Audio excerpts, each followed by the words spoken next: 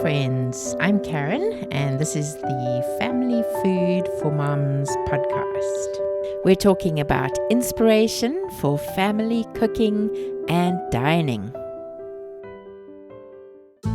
The way our grandparents ate is a fascinating subject, and learning from our grandmothers in the way they cooked food to bring good health to their families is inspiring.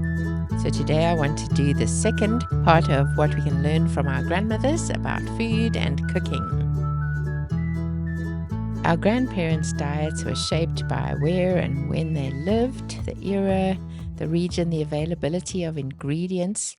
But in general, they ate simple, wholesome food, home-cooked ingredients, seasonal foods, and often tied to family traditions and recipes passed down the generations. They cooked with love from scratch, and they enjoyed their food in good company. So cooking from scratch was a very important thing, avoiding processed foods. It wasn't as easy to go to the grocery store and buy pre-made food, so they had to plan well and cook from scratch every day. So they used to make their own breads and baked goods, rolls, pies, everything from scratch. And so they were so much healthier. You can control the ingredients, you can avoid preservatives. They would make muffins and cookies. So any of those that you can make on your own at home is going to be so much better for you and so much more delicious. A homemade loaf of bread is so good. Homemade muffins, especially with freshly ground flour, taste amazing. And then embrace seasonal ingredients. Shop local, shop seasonal. Visit a farmer's market and see what's in season, what fruit and vegetables they have, and try to use those in your meals. So our grandparents often grew their own fruit and vegetables, especially during the war times. With our great-grandparents, vegetable gardens were common, victory gardens were common, fruit trees were common. A lot of our grandparents even kept their own beehives for honey, and some of them would have kept some livestock if they lived on small farms, perhaps sheep or goats, even cows, which meant they would have had their own dairy, their own raw milk, and made cheese perhaps, and then all the things that come with milk and cream and butter. A lot of our grandparents made their own butter. It would have been the times when oils and seed oils and shortening and margarine came into the supermarkets. Before that would have been making their own butter from fresh cream from the farm nearby.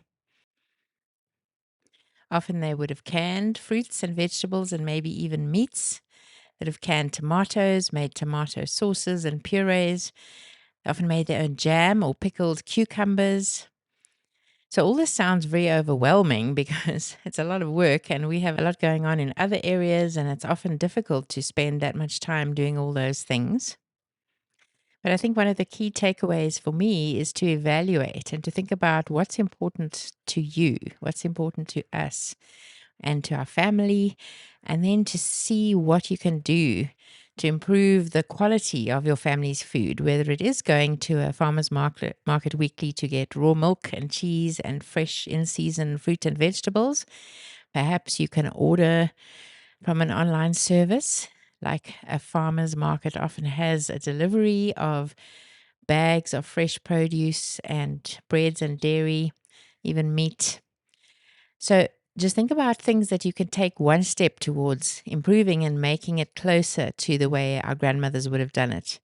Fewer pesticides, fewer hybridized wheat and messed with things, fewer processed ingredients, and more home cooking, more from scratch cooking, more fresh ingredients and good quality ingredients.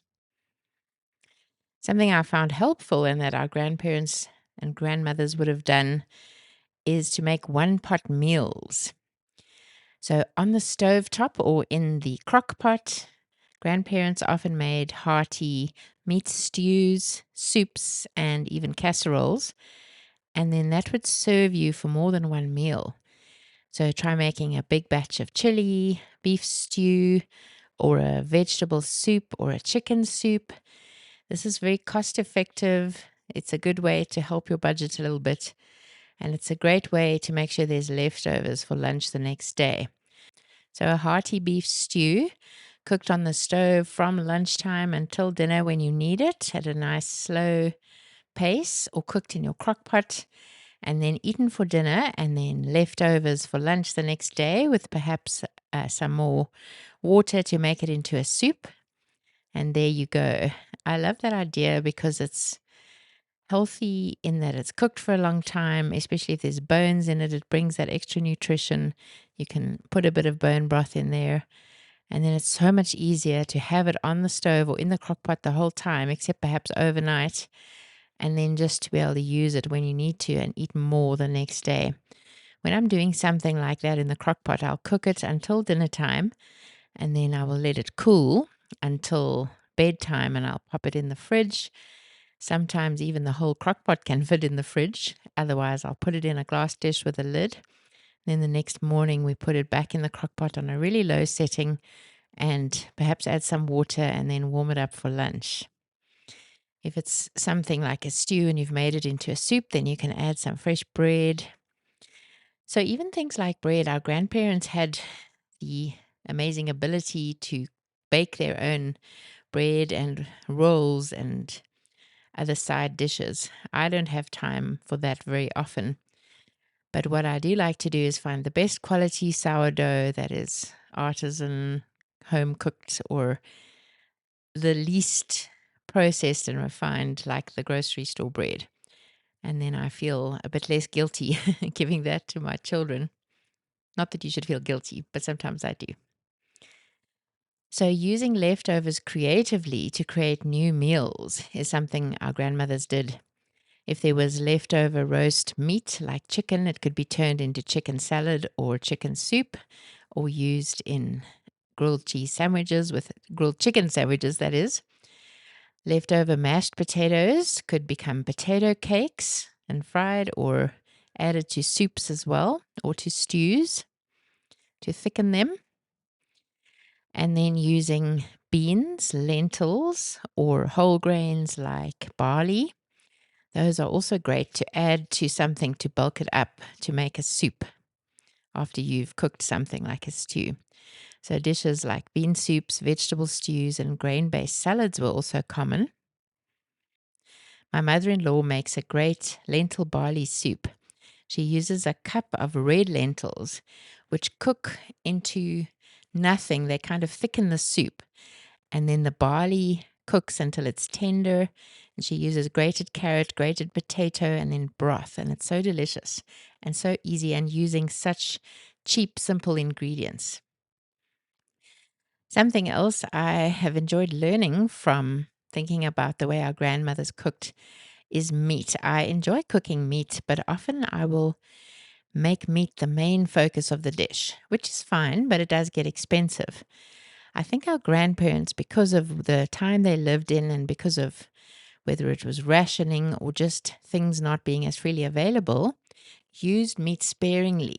So meat was a staple in their diets, but they often used it sparingly in stews and soups and casseroles rather than as the main item.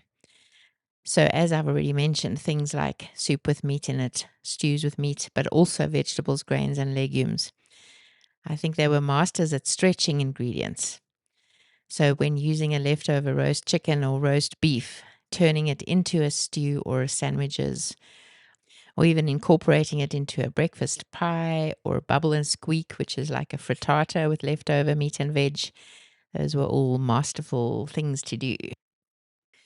Buying less expensive cuts of meat like chicken thighs or pork shoulder and then cooking them slowly in the crock pot can help to make meals that are very flavorful but less expensive.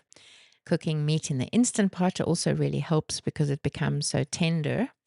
And I find cuts of meat, especially beef, that are harder to make tender, do really well in the instant pot.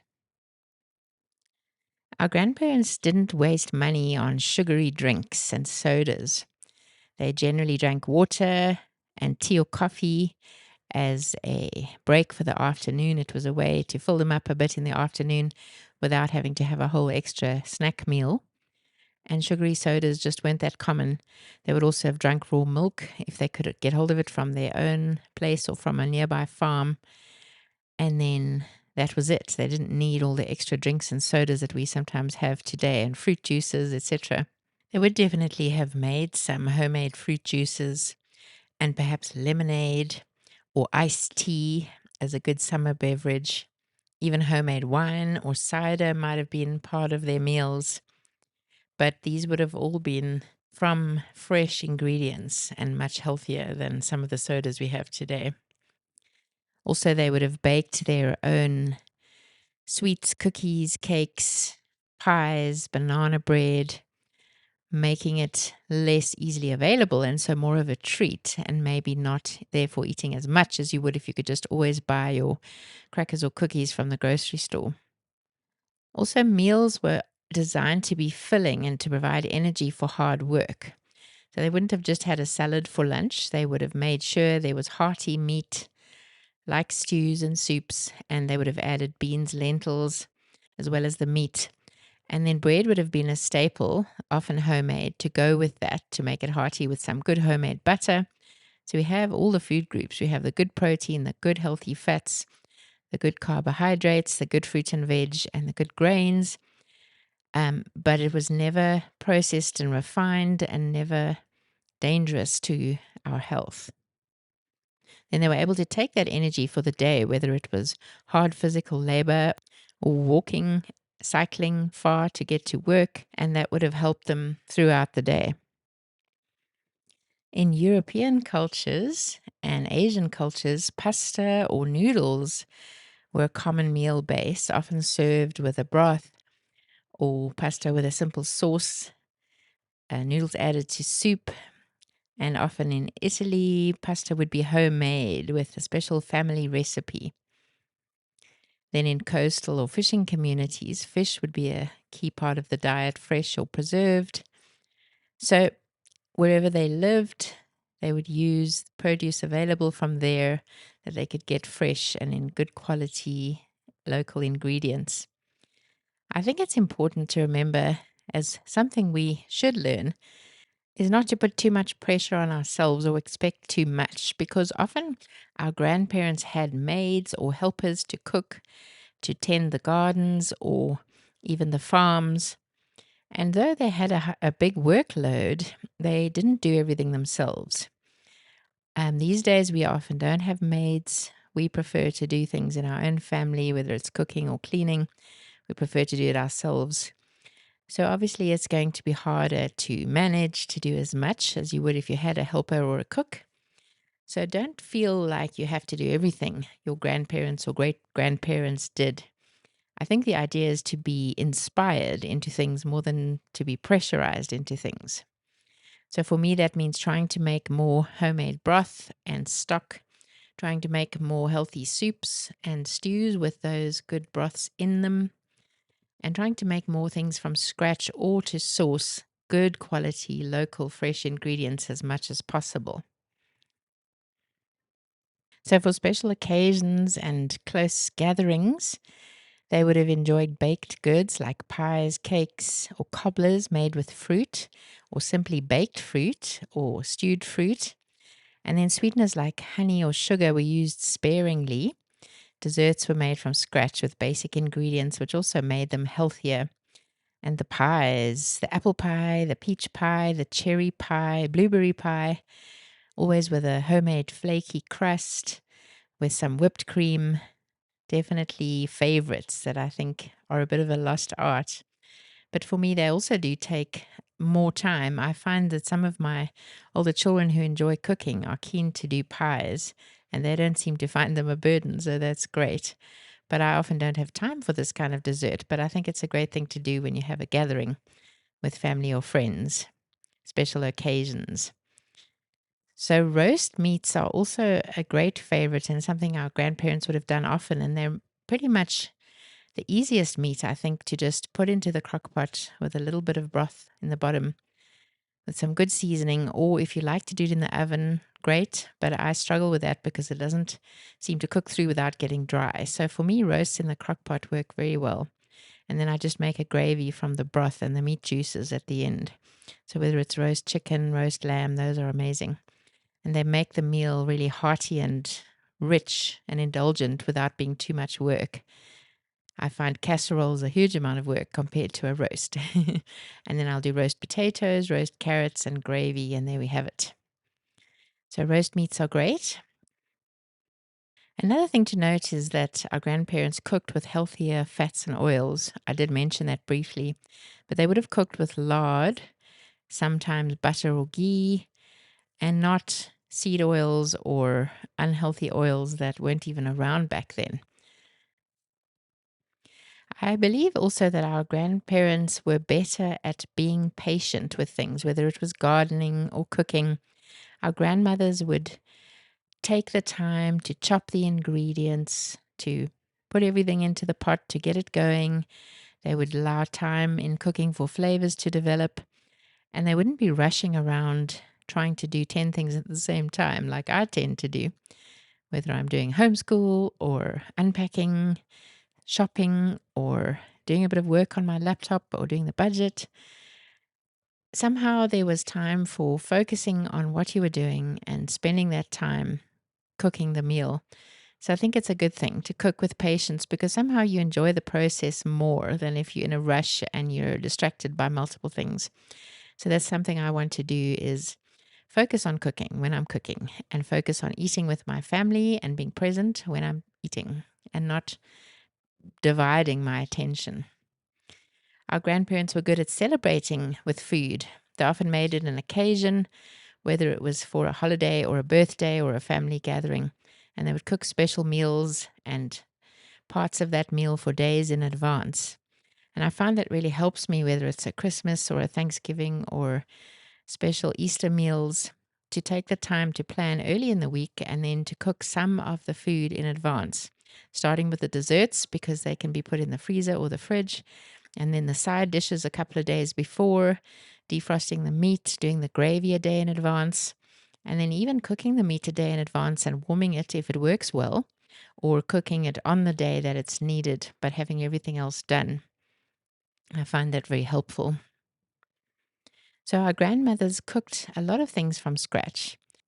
I'm definitely not able to do a whole lot, but what I like to do is think of what's most important to me and do that from scratch. So as I mentioned, something like bone broth, either getting a really good quality source or making it myself is important to me. And perhaps something like salad dressings where they often use the wrong oils.